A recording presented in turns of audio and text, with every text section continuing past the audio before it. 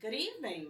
Welcome to this rendition of the Creating Legacy through Community Service. My name is Sophia Chu, and I'll be your host this evening. Again, this is really trying to capture the story of the Caribbean community here, specifically in Metro Detroit, to find out a little bit behind the history, the present day, and how we create legacy. So I have a beautiful guest with me today. I consider her my second mom. I've known her for as long as I've been in Metro Detroit, which is about 2 or 3 years. I'm only 21. So, so I'm going to have her introduce herself. So tell them your name and your place of birth. My name is Sonya Harris, and my place of birth is Kingston, Jamaica. So how did you get to Metro Detroit, and why in heaven's name did you stay?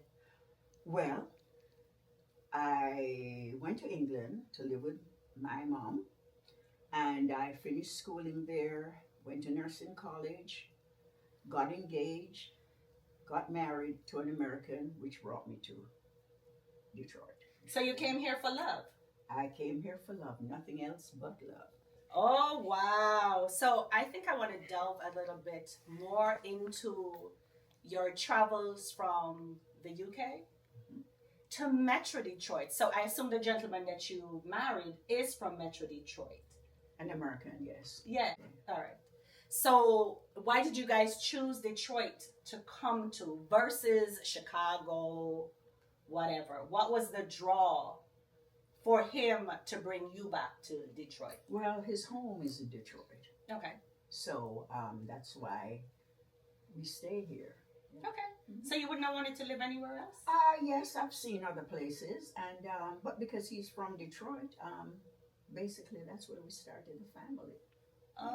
Okay. So how's it going for y'all in Detroit? Quite well, actually. I am, of course, married, and I have 5 biological children and 9 biological grandchildren. So you are legacy. Quite, yes, quite a legacy. Oh my Yes. gosh. Many years. That it takes to be a legacy, right? So tell us about your history and your family's history here in the Caribbean in Metro Detroit. Well, my biological family, the closest ones are in Toronto or in the Hamilton area, Okay. Canada. Okay. But biologically, it's just my family here is just who I have, Okay. through marriage and having children and them having children. So tell us a little bit about your history with Caribbean events here. For example, I know you're a part of the West Indian American Association. Yes. And I know you're a member of the Jamaican Association of Michigan. Yes, I know a lot about her. And you're also used to be a part of the Jamaica Children's Aid. Yes. So yes. give us a little insight as to why you ensured that you are part of these very illustrious organizations and what that does for you in here while you continue to do that work. Well, I've always been an activist, one way or the other, whether it was through Caribbean connection or American. However, when someone asked me to become the president of the Jamaica Children's Aid, the reason why I took that job on was because I've always was always doing something. It was American wise, I gave to charities and everything. And this group got together and thought, what are we doing for our children? And that really, really came home to me because I was always giving to Africa. I was always giving here and there. And I thought, yeah, that's what I want to do. And so I became a part of that and was very, very successful. I'm proud, very proud, not because I was a president, but because of what the insight that we had and then we carried out. So flesh out a little bit more to me what the Jamaica Children's Aid did. What we did, we focused on what was going on with the children in Jamaica. Just like how I was given to St. Jude's, I was given to Shriners, and I thought, let's do something for our children back home. And we did. We took everything down except Medication. And so we took clothing down. We took, like I said, everything that the children, because so many of them were suffering, you know, and it was so good. And those days they weren't as strict as they are now, so we were able to take boxes, and all we did, we sent fax down to let them know what was in the boxes. And because of the mission that we were on, we got through customs, and so we had enough to share with the Children's Hospital in St. James, Montego Bay. Okay, area, okay. yes. Yeah. And we had enough to take to Kingston, the public hospital in Kingston, the children there. We were really, very, very proud. I became really taken aback when I saw what was happening with the children with AIDS. I could not, I went down. I just couldn't face it because everybody knows that I'm a crier. So where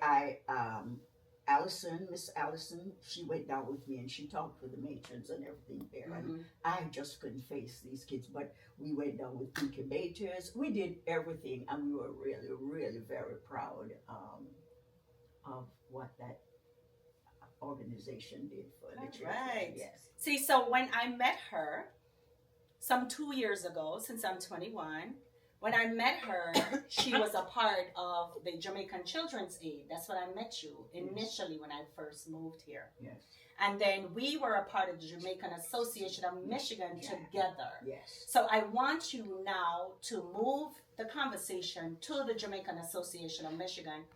Kind of talk about what you did then and what the organization is currently doing now through your lens. Okay, well, like you said, I met you when we were both members of that organization. And we were very, very active. We did a lot of things, and it seemed like everybody knew about JAM, you know. And it was just a very, very good time. We were doing things culturally. We were doing things locally. We were doing things somehow. Everybody knew about JAM. If they came up here, they wanted to know. Contact JAM, you know, and we were able to help the scholarship recipients. We were help them to get up on their feet, and they went on to do bigger and better things. And we were quite active. We had carnival. We were part of the Carnival Association. You were in your costumes, your big costumes. We're talking about her. Yes, well, you're saying that you know me, so I'm telling what I remember. Okay. All right.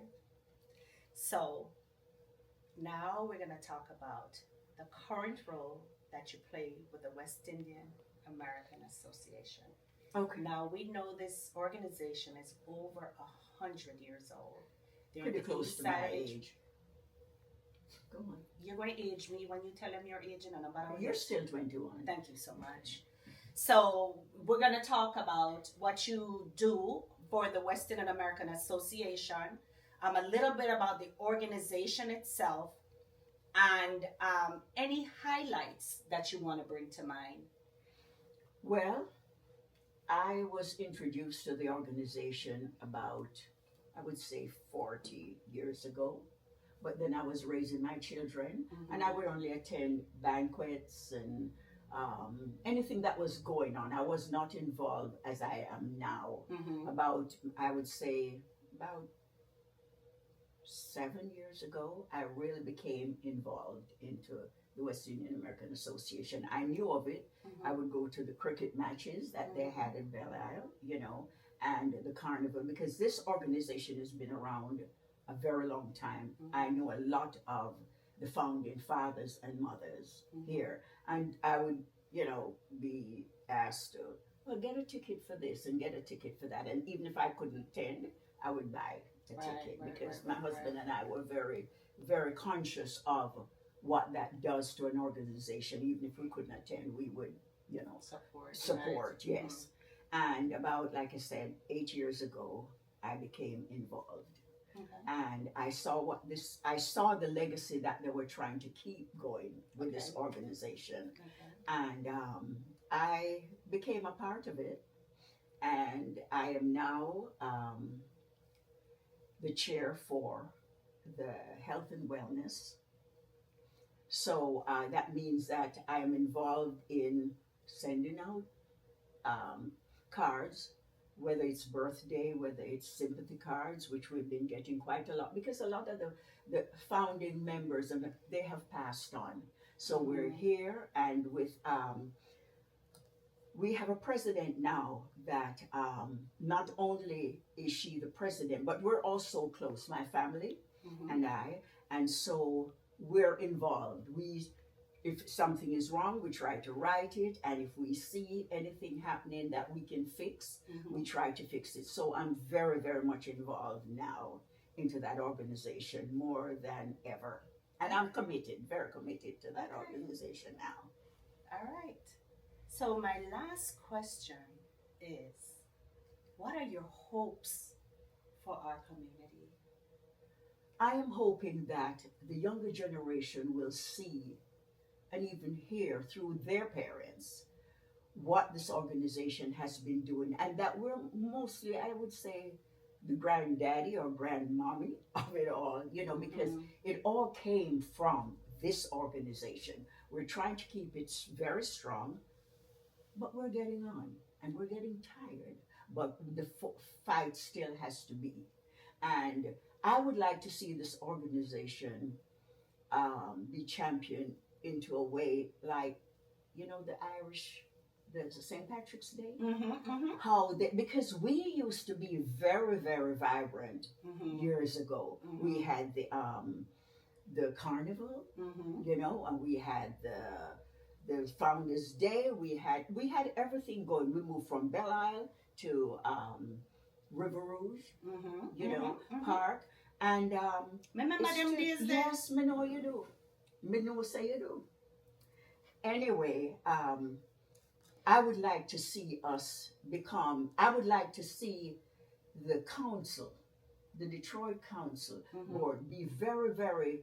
I wouldn't say sympathetic, but empathetic to our cause, you know, and feel that we bring a strong culture to this community.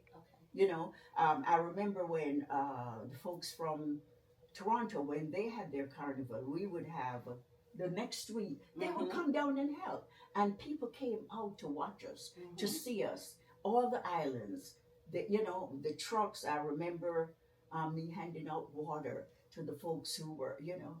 I remember Cheryl Lee Ralph. When she was a Grand Marshal. Yes, she was a Grand Marshal. I got her and presented her with a bouquet. And that was on Jam's behalf. Nice. So Jam was very vibrant. And Jam, we have to pick up again with Jam, you know.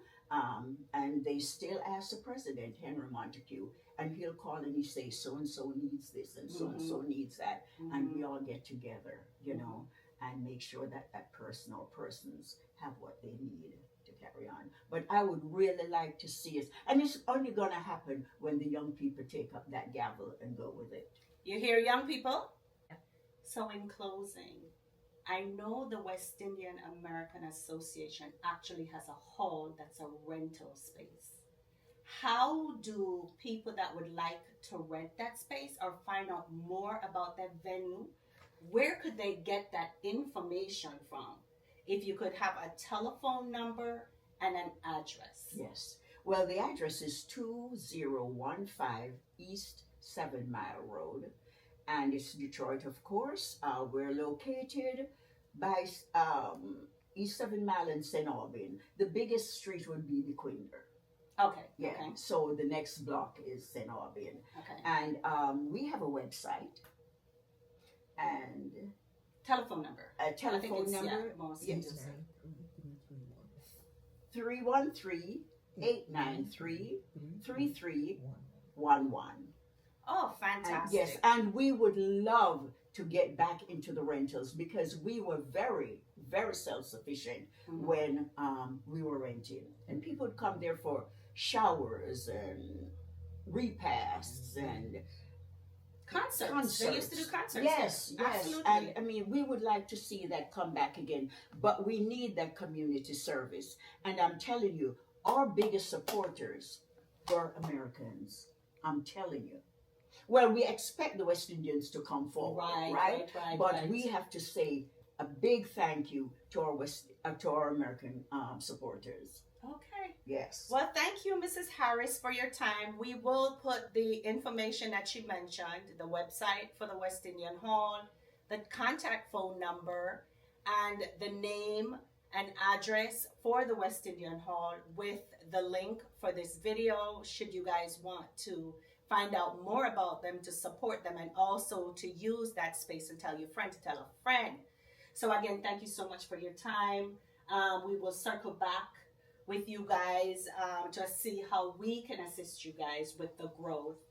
And again, we are creating legacy through community service.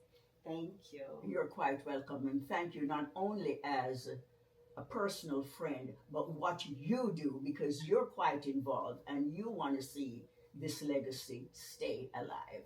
And so thank you very much. It's always a pleasure with you.